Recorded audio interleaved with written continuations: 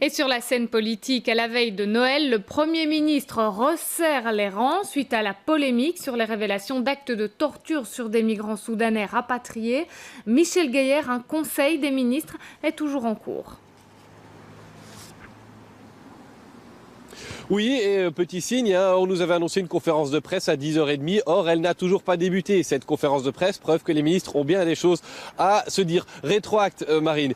Hier, on apprend, dans le courant de cette semaine, on apprend effectivement que des ressortissants soudanais, renvoyés dans leur pays depuis la Belgique, ont été torturés une fois sur place. Charles Michel annonce dès lors un gel des rapatriements de Soudanais vers leur pays d'origine. Mais dans le même temps, Theo Franken, secrétaire d'État aux migrations, estime, je cite, absurde d'évoquer un gel de ces rapatriements, tout simplement parce qu'aucun rapatriement n'était encore prévu. L'affaire fait évidemment grand bruit, ça donne un signe de dissension entre le Premier ministre et son secrétaire d'État aux politiques migratoires. L'affaire est aussi évoquée à la Chambre, où l'on sent plus qu'une dissension entre les deux hommes. Theo Franken sort à un moment donné, il affiche sa mauvaise humeur. Les députés de la NVA ne soutiennent pas le Premier ministre, en tout cas ils s'abstiennent de l'abstenir. Et puis finalement, en fin de journée, c'est sur Twitter, son moyen de communication préféré, que Theo Franken met un peu d'eau sur le feu pour calmer les choses. Il dit qu'il a présenté ses excuses au Premier ministre. Il affirme aussi que le dossier de la migration est un dossier complexe et qu'il s'entend bien et qu'il travaille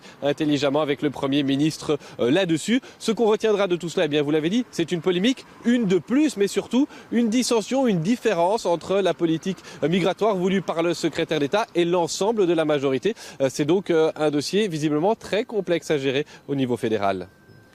Merci à vous, Michel Gueyer. Et sur